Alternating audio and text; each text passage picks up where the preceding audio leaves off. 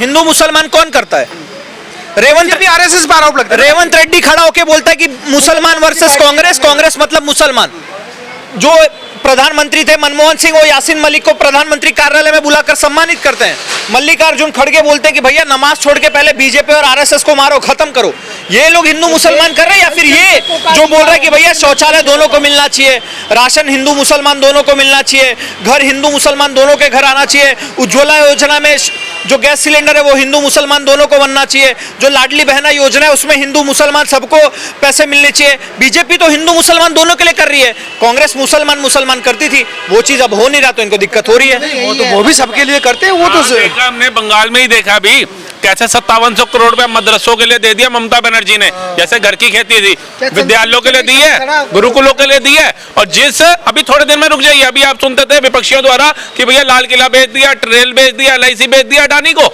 अभी थोड़े दिन में देखना कहेंगे गुरुकुल भी बेच दिया अडानी को, क्योंकि अडानी जी जो है वो अभी अयोध्या गए थे दर्शन करने, वहां गुरुकुल में गए हैं। उसकी जो संस्कृति पौराणिक हमारी एक सभ्यता है उसको दोबारा से विश्व स्तर पे बढ़ाने के लिए उन्होंने कहा कि अब अडानी ग्रुप गुरुकुल के लिए काम करेगा। अब ये कहेंगे देखिए मोदी जी ने गुरुकुल भी बेच दिए, लेकिन वो नेहरू जी ने जो बंद की है उस पर नहीं बात करेंगे ये लोग। अडानी से अंबानी से दोस्ती तो है ही ना मोदी जी के। तो भैया पोर्ट किसने दिए थे पूछिए इनसे, गुजरात में पोर्ट किसने दिया था? ये कांग्रेस जी ने दिया था।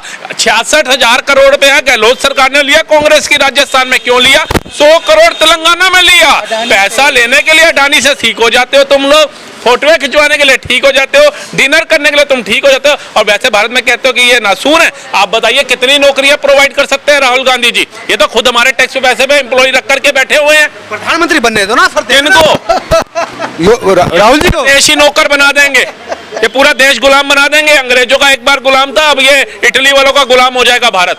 अभी ब्रिटेन से हटा नहीं है, अब इटली का गुलाम हो जाएगा, और ये समस्त भारतवासी फिर गुलामी करते नजर आएंगे। आज अपनी मर्जी से गाड़ी खरीद पा रहे हैं, इनके कार्यकाल में स्कूटर खरीदना होता था, नंबर लगवाना पड़ता था। आज बच्चे के हाथ में मोबाइल फोन है एंड्रॉइड, इनके कार्यकाल में MTNL का फोन लेना पड़ता था तो नंबर लगाना पड़ता था।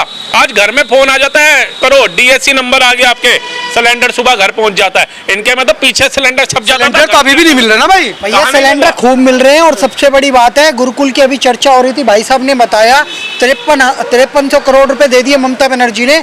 आपने मदरसों से आतंकवादी निकलते हुए देखे होंगे, क्या कभी कोई गुरुकुल का आतंकवादी देखा? नहीं, मिल भी नहीं सकता, क्योंकि वहाँ पे संस्कृति और संस्कार दिए जाते हैं और वहाँ पे जिहाद का पाठ पढ़ाया जाता है। जिन मदरसों को ये फंडिंग कर रही है वही मौलाना मौलवी संदेश खाली करते हैं, वही मुर्शिदाबाद करते हैं। मुर्शिदाबाद से कितने लोगों ने पलायन किया, पिछले दिनों दंगे हुए मालदा में।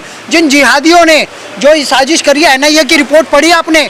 Supreme chief justice of India के सामने जो रिपोर्ट NIA ने दर्ज कराई है उसमें कहा है दिल्ली दंगों जैसी साजिश थी, और ये जुडिशियल जो अधिकारी थे इनको अरेस्ट इन्होंने करा, इनको किडनैप किया, इनको मारने की साजिश थी। जैसा पिंजरा तोड़ अभियान इन्होंने किया वही अभियान दिल्ली में जो किया वहाँ करने की साजिश थी। और ये पूरा का पूरा जिहाद का पाठ कौन पढ़ा रही है? ममता बनर्जी के जिहादी तत्व जो मदरसे से निकलते हैं, जो बांग्लादेश से प्रभावित है। और सुनो, SIR में 90 लाख वोटर कार्ड दिए गए हैं, ये अचीवमेंट है।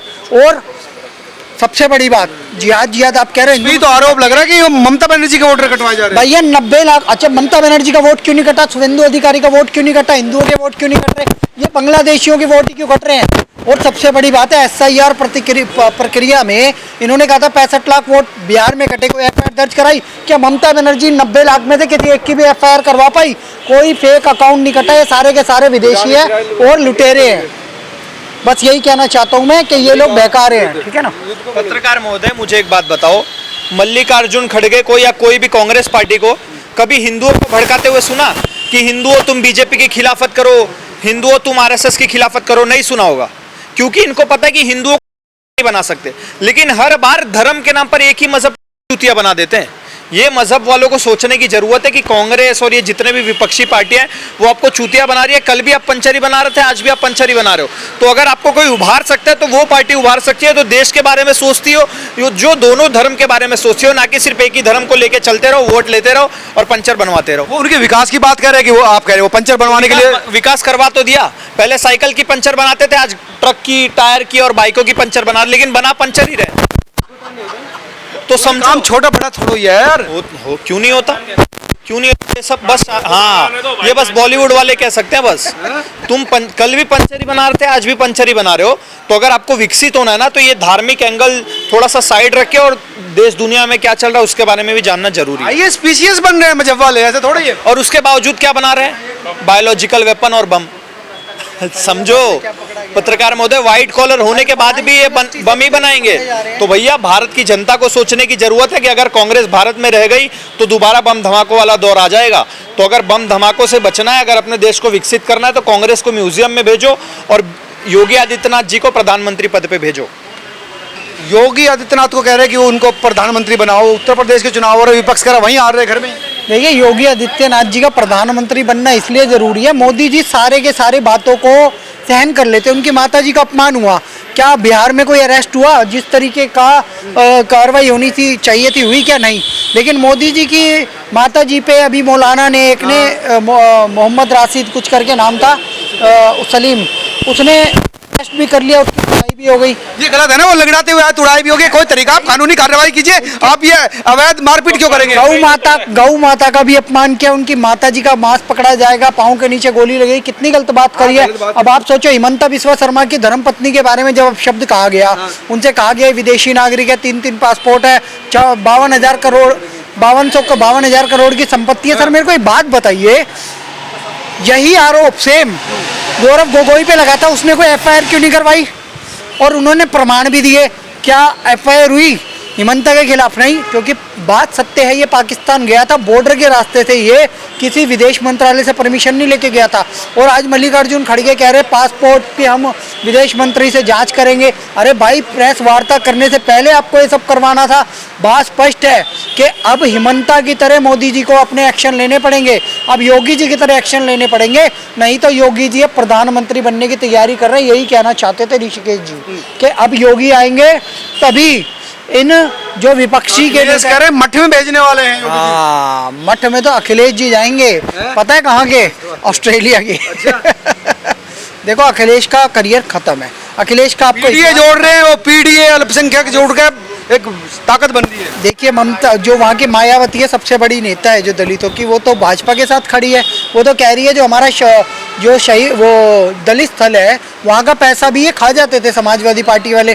और जब से योगी जी आए हैं, वो पैसा भी सही तरीके से लग रहा है, विकास कार्यों में लग रहा है, और जो दलित स्थल जो है उसके विकास के लिए लग रहा है। और दलित और अम्बेडकर योगी जी को अभी क्यों याद आ रहे चुनाव के दौरान? आप बात कर रहे हो क्या इनका कोई समाजवादी नमाजवादी नेता? एक खटीक की हत्या जो हुई थी, दलित ही तो है वो, तरुण खटीक, उसके वहाँ पहुंचा था नहीं, लेकिन मोदी योगी का नेता पहुंचा था, दिनेश खटीक, कैबिनेट मिनिस्टर, दिल्ली पहुंच के मिलके आता यूपी से आके। ये होता है पीडीए फार्मूला। जो असली में दलित पिछड़े की बात करने वाली है वो भाजपा ही है, जिन्होंने अंबेडकर के नाम से भी, आप सोचे, देश में दलित स्थल बनाए हैं, 4 तीर्थ स्थल है अंबेडकर जी के नाम से। अंबेडकर जी को भाजपा ने ही भारत रत्न दिया था, और जितना सम्मान अंबेडकर को मोदी जी के समय पे मिला है और कभी मिला भी नहीं है आज तक। और जो उत्थान हो रहा है वो अभी हो रहा है। सबसे ज़्यादा अभी समझ लो आदिवासी जाति से कौन है? राष्ट्रपति द्रौपदी मुर्मू। उससे पहले दलित कौन थे? रामनाथ कोविंद। और उससे पहले एपीजे अब्दुल कलाम, मुस्लिम अल्पसंख्यक जिन्हें कहा जाता है तथाकथित। अब मेरी बात सुन लीजिए, ये मोदी ही हैं जो ओबीसी जाति से आते हैं, प्रधानमंत्री बने हुए, 3री बार प्रधानमंत्री बन चुके हैं, 4थी बार की तैयारी कर रहे हैं। ये है फॉर्मूला। और अब अखिलेश का इतिहास सुन लो। अखिलेश यादव कब जीते थे? 2012 में पहली बार मुख्यमंत्री बने। लड़ाई कौन लड़ रहे थे उस समय पे? अमिताभ बच्चन, अमर सिंह, सहारा सुब्रतो राय और मुलायम सिंह यादव। ये 4 लोग हुआ करते थे, और इनके पीछे गुंडा हुआ करता था जिसे चाचा वो जो क्या नाम है, आजम खान, शायद आजम खान। इन 5 लोगों ने मिलकर समाजवादी पार्टी को जिताया था 2012 में। तब जाके ये ऑस्ट्रेलिया से पढ़ के आए तथाकथित एजुकेटेड पर्सन अखिलेश यादव, अखिलेशुद्दीन मुख्यमंत्री बने थे। उसके बाद एक भी चुनाव जीते हो बता दो? 2017 ये चुनाव हारे, 2017 में शायद विधानसभा चुनाव हुआ, हारे। 2014 लोकसभा चुनाव, सबसे ज़्यादा सीटें उत्तर प्रदेश से किसको मिली थी? मोदी जी को, आपको पता हो तो। फिर 2024 में तो भैया अखिलेश लाए ना। तो 2019 में कौन जीता? भाजपा। 2022 में कौन जीती? भाजपा। और अब 2024 में ही थोड़ी सीटें बढ़ी है, वो भी जातीय समीकरण। इन्होंने राजपूतों और ब्राह्मणों को और अलग अलग जातियों को जात के नाम पे भड़काया, बहकाया और दलितों को ये कह दिया कि भाजपा अगर 400 सीटें जीतती है संविधान पलट देगी, इस देश में ये हो जाएगा, दलितों से आरक्षण छीन जाएगा, फेक न्यूज़ फैलाई। उसके बाद ध्रुव राठी जैसे लोगों ने कहा भाजपा चंदा ले रही है बीफ के नाम पे, जबकि गाय का तो कुछ मैटर ही नहीं था।